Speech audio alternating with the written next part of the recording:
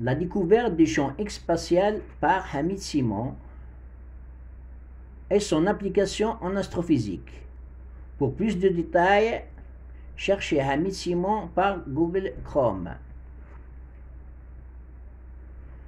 Livre de publication. Publié le 22 mai 2023 chez Amazon KDP en 309 pages. En numérique, en broché et en relié. Broché et relié sont des livres en papier. Le chapitre 1, problème d'astronomie à discuter. Paragraphe 1.1, discussion du premier problème d'astronomie. Considérons un astre A de masse M, autour duquel tourne un objet spatial B de masse M. Supposons aussi que l'objet spatial B ne tourne autour de l'astre A est parfaitement circulaire, non désaxé, et son excentricité est nulle. La distance du centre de l'astre A à celui de l'astre B est R0, et la vitesse de l'objet B à l'état d'équilibre est V0. La force d'attraction est donnée, bien sûr, par la loi de Newton, qui est G par M majuscule par M minuscule sur R0 au carré. G, bien sûr, c'est la constante gravitationnelle, et M majuscule et M minuscule, c'est les masses. R, c'est la distance. La force de répulsion est donnée par la formule de la masse par la vitesse au carré sur la distance. Traçant le diagramme force-distance, ici on voit dans la courbe qui est en vert, c'est la force d'attraction, et la courbe qui est en rouge, c'est la force de répulsion. Et les deux courbes se coupent au point P, correspondant à la distance R0. Lorsque la force d'attraction est égale à la force de répulsion, c'est-à-dire à l'état d'équilibre, voilà, on a le ballon égalise. D'où à cet équilibre, nous avons R0 est égal à Gm divisé par V0 au carré. Cette formule est une forme de la troisième loi démontrée de Kepler. Sur ce diagramme à deux courbes, nous voyons qu'il suffit d'une très petite perturbation, exemple attaque de l'objet B par une petite météorite, l'objet spatial passe de son rayon R0 au rayon R1 ou R2.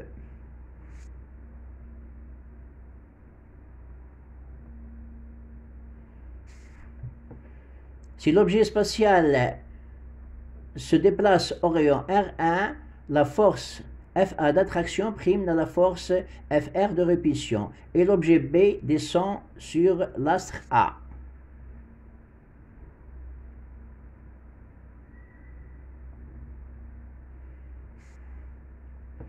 Mais si l'objet spatial B se déplace au rayon R2, la force FR de répulsion déplace la force FA d'attraction et l'objet B quitte son rayon d'équilibre et se perd dans l'espace. Comme ce n'est pas le cas, en conséquence, nous devrons chercher la solution à ce problème d'astronomie.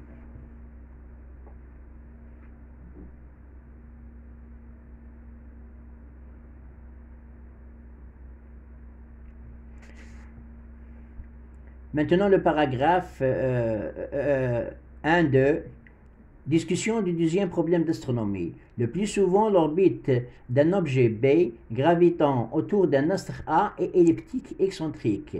L'objet B à la périapside P1 se déplace avec une vitesse V1 maximale, car la distance R1 de son centre à celui de l'astre A est minimale. En continuant son mouvement vers l'apocalypse,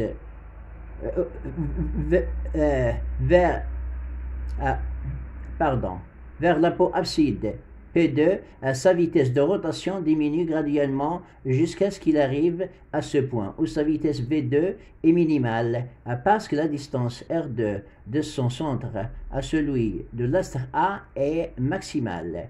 Puis cet objet B continue son mouvement de révolution autour de l'astre A vers la périapside P1 avec une augmentation graduelle de cette vitesse. On disait que l'objet B se déplace se déplace autour de l'astre A par inertie, mais ce n'est pas le cas, car la vitesse de révolution de cet objet spatial suivant une orbite elliptique excentrique diminue graduellement à partir de la périapside à l'apoapside et augmente graduellement à partir de l'apoapside à la périapside. En conséquence, nous devons chercher la solution à ce problème d'astronomie. Chapitre 2, la relativité générale et la découverte du champ X spatial. Considérons un astre A de masse m et de rayon r, sur lequel on jette un objet B de masse m à une hauteur hi est égale hi où i est égal 0 à 1 de n. Voilà. Représentons cela par la figure suivante.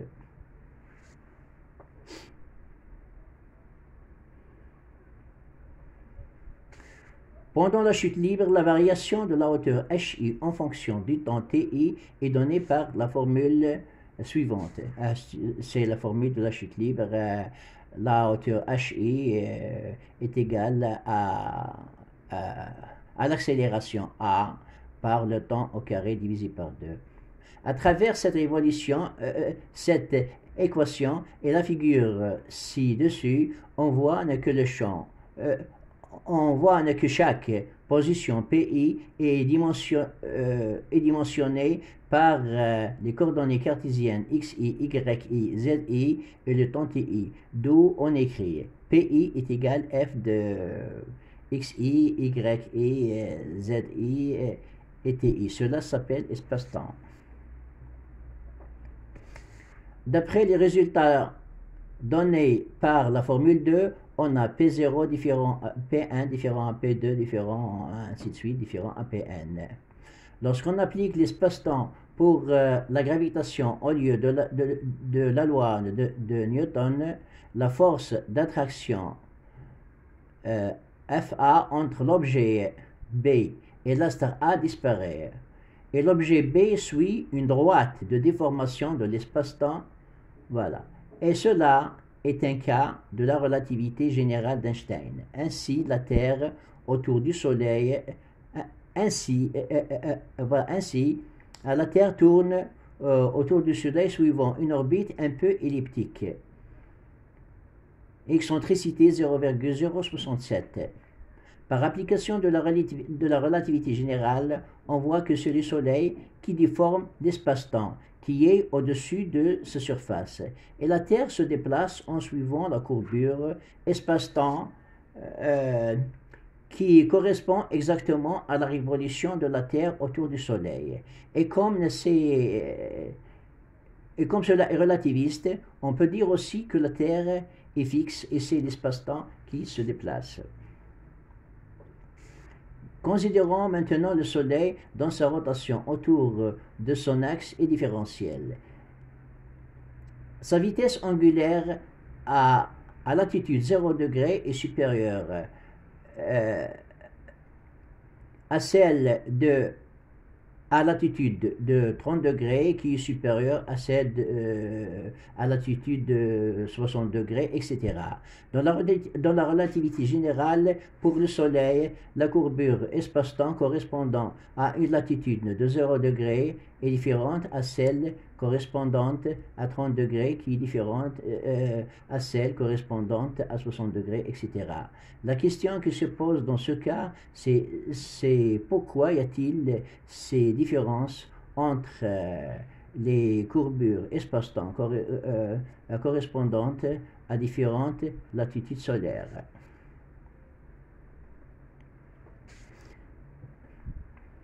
Cette question et plusieurs d'autres n'ont pas de réponse dans la relativité générale d'Einstein, quoique cette méthode relativiste soit très efficace pour la géométrisation des mouvements des astres dans l'espace-temps et les calculs dans le domaine astronomique pour le cas où l'application de la loi universelle newtonienne est incapable. La découverte du champ X spatial permet d'expliquer d'une manière très simple et logique tout ce qui était inexplicable ou possédant des explications non convaincantes dans le domaine astronomique avant la publication de ce livre. En outre, les calculs faits par application de cette découverte sont très simples et donnent des résultats très précis. Troisièmement, propriétés, caractéristiques et description du champ X spatial. Selon les études, les conséquences des expériences et les applications de cette découverte en astronomie qui sont publiées dans cet ouvrage, nous voyons que, premièrement, le champ X spatial existe réellement et il est indirectement visible par ses effets de la même manière que le champ magnétique, le champ électrique et le champ gravitationnel. C'est grâce à son effet accompagné de celui du champ gravitationnel que tous les astres et les objets spatiaux gravitent autour de leur astre et tournent autour d'elles-mêmes. Et c'est son effet accompagné de celui du champ gravitationnel qui fait accélérer et ralentir les vitesses de déplacement des astres et des objets spatiaux. Deuxièmement, en se référant au globe terrestre, le champ X spatial possède aussi un pôle nord et un pôle sud, que nous appelons pôle nord de révolution et pôle sud de révolution, et nous les désignons respectivement par NR et SR. Le champ X spatial n'a pas la même nature que le champ magnétique. Contrairement au champ magnétique, le champ X spatial a une très grande portée. Ainsi, la limite active du champ X spatial solaire est la fin du nuage d'Oort, oui, environ une année-lumière. Voilà. Cinquièmement, les anneaux des planètes tels que ceux de Saturne et les dispositions des orbites des planètes et des éléments du système solaire montrent que le champ X spatial entoure l'astre auquel il appartient par des couches séparées et composées d'enveloppes de ce champ à intensité décroissante alternative et régulière de la même façon que le champ magnétique de l'électron, voir le livre Atomes et molécules de l'an 2023 dans les découvertes de Hamid Simon, qui est un livre de 600 pages environ. Il est publié chez Amazon KDP. Voici la structure des anneaux de la planète Saturne. Ici, on voit des anneaux, plusieurs anneaux, voilà, et des lacunes. Cela montre la présence du champ X spatial. Voici le schéma du champ X spatial d'un astre A. Ici, on voit les couches du champ X spatial composées d'enveloppes de champs composé de plusieurs enveloppes de champ X spatial. Voilà. Et on voit aussi les lacunes du champ X spatial. Sixièmement, l'application du champ X spatial à un objet en déplacement dans l'univers sous l'action d'un champ gravitationnel crée une force que nous appelons force gravito-X, qui est analogue à celle de Laplace-Lorentz pour la rotation des électrons dans les atomes. Voir l'ouvrage qui s'appelle Atomes et molécules de l'an 2023 dans les découvertes de Hamid Simon, qui, comme j'ai dit, qui est publié chez Amazon KDP en 600 pages, en 600 pages à peu près, oui. Septièmement, un astre ou un objet spatial peut avoir plusieurs champs X spatiaux orientés dans diverses directions. Huitièmement, le champ magnétique d'un objet, par exemple un aimant, est provoqué par l'orientation des électrons. Or, le champ X spatial est causé par des composants de la matière qui sont inconnus pour le moment. Neuvièmement, dans le système international SI, l'intensité du champ X spatial se mesure en secondes moins 1. Or, l'unité de mesure du champ X du champ magnétique est le Tesla. L'intensité du champ X spatial peut être mesurée aussi en unité du champ X spatial UX, qui est l'intensité du champ X spatial qui fait déplacer la Terre autour du Soleil en compagnie du champ gravitationnel. Dixièmement, contrairement au champ magnétique, le champ X spatial n'a pas d'interaction avec les ondes électromagnétiques. Selon les références scientifiques disponibles de la médecine, l'exposition à un champ magnétique intense qui est supérieur à 2 Tesla peut provoquer des réactions cutanées, nausées, vertiges, etc. Par contre, le champ X spatial n'a aucun danger pour l'homme et les êtres vivants, quelle que soit son intensité. Douzièmement, le champ X spatial exerce une force sur la masse qu'il traverse. Tout ça, c'est étiré des conséquences des expériences et du contenu de ce livre. Quatrièmement, plutôt, chapitre 4, expression générale de la force gravito-X et unité de mesure du champ X spatial. Prenons un objet de masse m qui se déplace dans l'espace avec une vitesse w et est soumis à un champ X spatial z.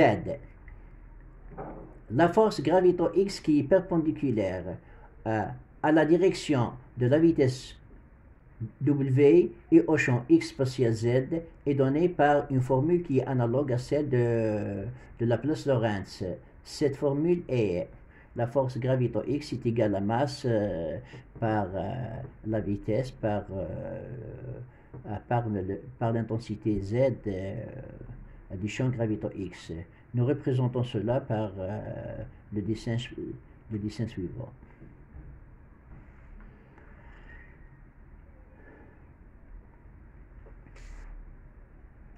En se référant au champ X spatial de la Terre, la direction de la force gravito-X obéit à la règle de la main gauche. Ainsi, concernant la formule 1 de ce chapitre, dans le système international d'unité, la force Fx est en newton, la masse est en kilogrammes et la vitesse W est en mètres par seconde. Ainsi, un champ X spatial de 1 seconde moins 1 est le champ spatial traversant un objet de 1 kg de masse qui se déplace à une vitesse de 1 mètre par seconde et donne une force gravito-X de 1 newton.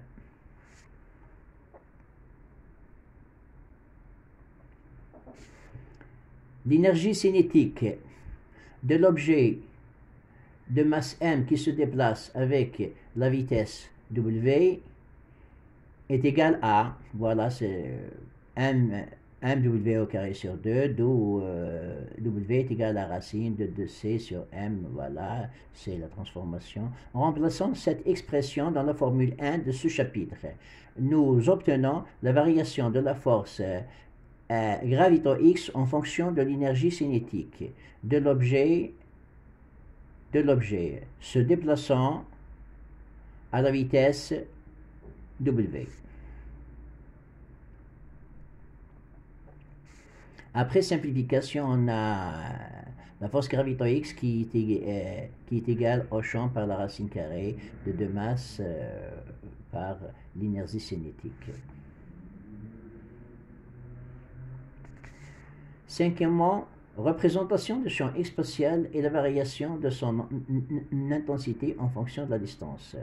La structure du champ X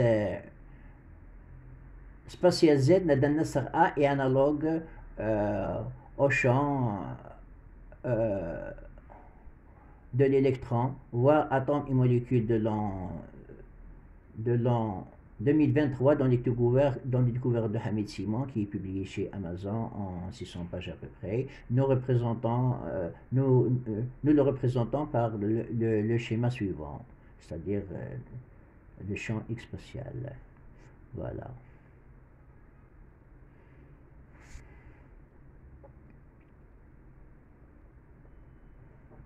Le champ X spatial d'un astre A est divisé en 3 zones que nous représentons par la figure suivante. Voici, on voit la zone 1, zone 2 et zone 3. Voilà.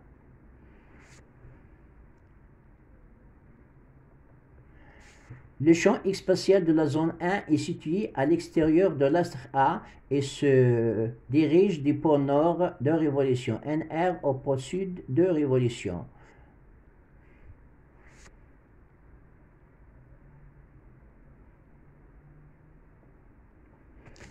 Le champ X spatial de la zone 2 est situé à l'intérieur de l'astre et se dirige du pôle nord de révolution au pôle sud de révolution. Il traverse la partie de l'astre qui est colorée en jaune sur la figure ci-dessus.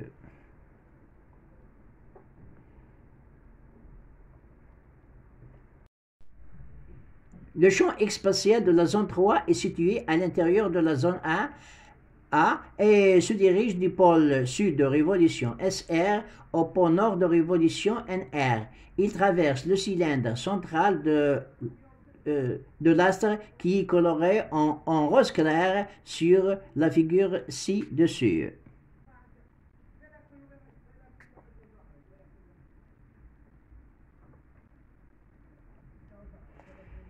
Suite aux conséquences des expériences et des observations, nous avons déduit que l'intensité Z du champ X spatial diminue avec l'augmentation de la distance R à partir du centre de l'astre d'une manière alternative et régulière, et il est réparti en couches d'enveloppes de ce champ qui entourent l'astre et qui sont séparées par des lacunes de la même façon que le champ magnétique de l'électron, voire atomes et molécules de l'an 2023 dans les découvertes de Hamid Simon, qui est un ouvrage publié aussi chez Amazon KDP.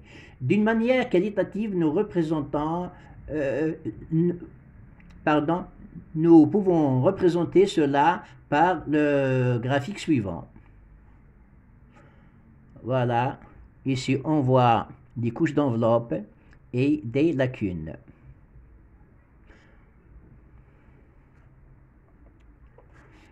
D'une manière qualitative détaillée, nous pouvons représenter aussi la variation de l'intensité Z du champ X spatial d'une enveloppe de ce champ en fonction de la distance R par la courbe suivante.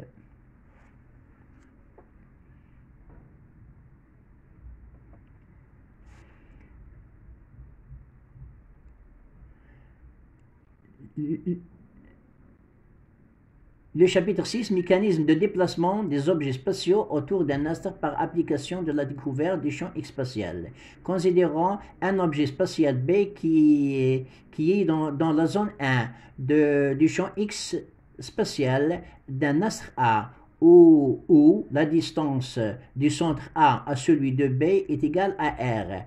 Dans le cas où l'objet spatial B se dirige vers le centre, plutôt, c'est dans le cas où l'objet spatial B ne se dirige pas vers le centre de l'astre A avec une vitesse W, il est soumis au champ X spatial et il est soumis au champ X spatial et à l'énergie potentielle gravitationnelle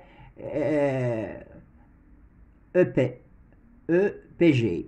Par conséquent, il y a création d'une force gravito X qui est perpendiculaire au champ X spatial Z et à l'énergie potentielle gravitationnelle EPG et qui déplace dans sa direction l'objet B avec une vitesse V.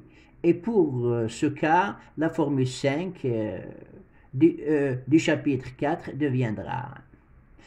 C'est-à-dire ici, on remplace l'énergie cinétique par l'énergie potentielle, EP. Représentons tout cela par la figure suivante. Voilà. Ici, on voit la force gravito X, la direction de la force gravito X, la direction de la vitesse et l'énergie potentielle gravitationnelle. Voilà.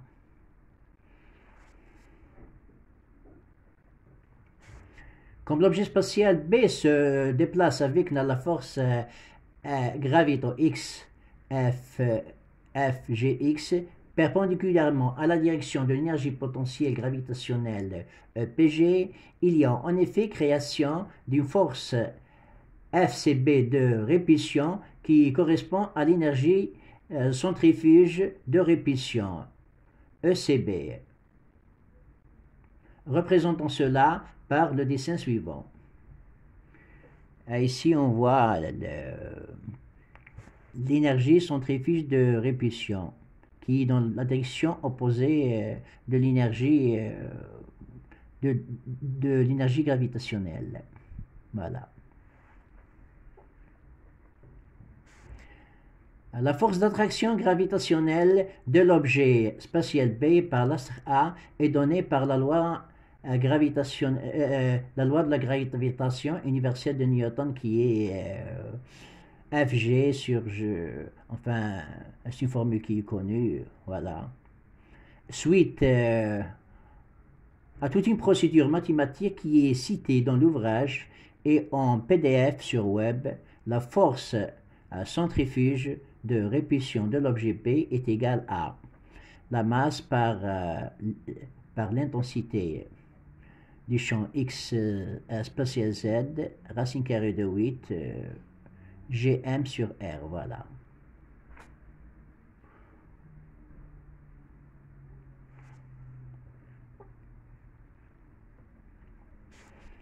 Comme le champ spatial Z de l'astre A est en l'occurrence très variable avec la distance R, voire plus haut, le diagramme représentant la variation qualitative de la force centrifuge de répulsion de l'objet spatial B et la force d'attraction de cet objet par l'astre A en fonction de la distance pour une couche de champ X spatial est comme suit.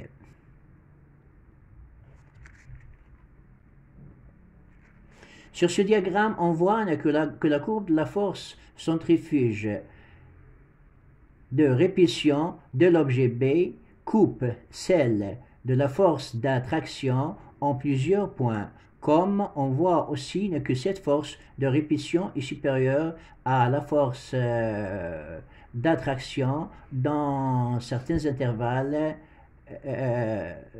sur la distance R et l'inverse dans d'autres intervalles. Ainsi, sur ce diagramme, on voit que la force centrifuge FCB de répulsion de l'objet spatial B est supérieure à la force d'attraction dans les intervalles situés entre les points P1 et P2, P3 et P4, P5 et P6. Et la force d'attraction de cet objet est supérieure à sa force centrifuge de répulsion dans les intervalles situés entre P2 et P3, P4 et P6, P6 et P7. Sur ce diagramme, on voit aussi que pour des parties de la courbe de la force de répulsion de l'objet spatial B qui passe au voisinage des points P1, P3, P5, P7, les variations de cette force centrifuge FCB de répulsion est fonction de la distance R en fonction de la distance R sont croissantes. Par contre, pour celles qui passent au voisinage des points P2, P4, P6, les variations de cette force de répulsion en fonction de la distance R sont décroissantes. Étudions maintenant les cas des parties de la couche de la force centrifuge de répulsion et la courbe de la force d'attraction de l'objet B passant au voisinage des points P1, P2, P3, P5, P6. Dans une partie du diagramme, ci-dessus, figure 3, la courbe de répulsion et la courbe d'attraction passant par l'un de ces points Px cités se représentent par le diagramme partiel suivant.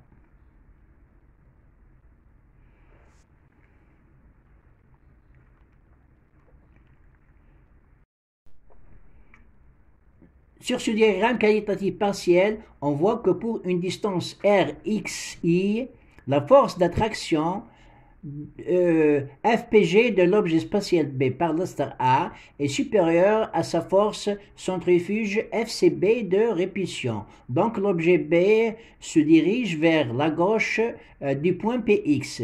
Sur ce même diagramme, on voit aussi que pour une distance Rx2, la force centrifuge FCB de répulsion de l'objet spatial B est supérieure à la force d'attraction FPG de cet objet par l'astre A.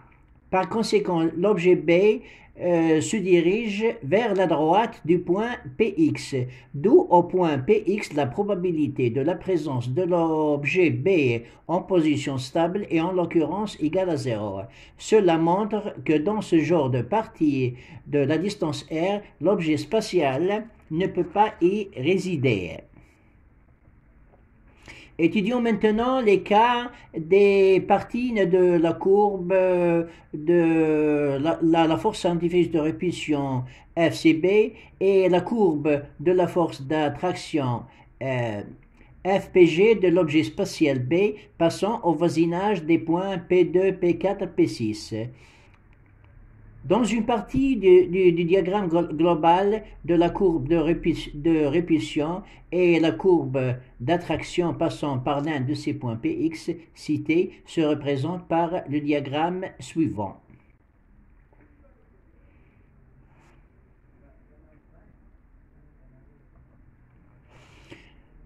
Sur ce diagramme qualitatif partiel, on voit que pour une distance Rxi, la force centrifuge FCB de répulsion de l'objet spatial B est supérieure à sa force FPG d'attraction par l'astre A. Donc l'objet B se dirige vers le point Px, qui correspond à l'orbite d'équilibre de l'objet spatial B autour de l'astre A. Sur ce même diagramme, on voit aussi que pour une distance Rx2, la force PG d'attraction de l'objet spatial B est supérieure à la force centrifuge CP de répulsion. Par conséquent, l'objet B se dirige vers le point Px qui correspond à l'orbite d'équilibre de l'objet spatial B autour de l'astre A. Sur ce diagramme partiel, on voit que si on place l'objet spatial B à une distance de xi inférieure à Rx, sa force centrifuge FCB de répulsion est supérieure à celle de son attraction par l'astre A et il se déplace à l'orbite d'équilibre. De même, si on place l'objet B à une distance Rx2 supérieure à Rx, sa force d'attraction par l'astre A est supérieure à sa force centrifuge FCB de répulsion. Et il se dirige aussi à l'orbite d'équilibre. Représentons tout cela par le diagramme suivant.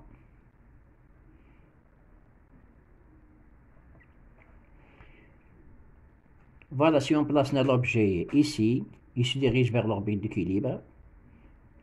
Si on le place à l'intérieur, si on le place à l'extérieur de l'orbite d'équilibre, il se dirige directement vers l'orbite d'équilibre.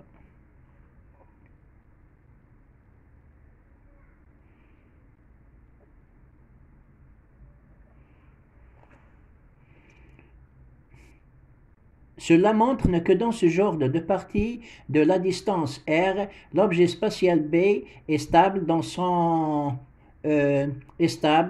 et son orbite possède des propriétés élastiques. Donc, les points P2, P4, P6, etc. du diagramme global correspondant aux orbites d'équilibre sur lesquels les objets spatiaux gravitent. Si les objets spatiaux gravitent autour de l'astre A suivant des orbites d'équilibre circulaires, par exemple les éléments spatiaux d'un anneau de la planète Saturne, nous pouvons représenter cela par le schéma suivant. Voilà. Voilà qui tourne.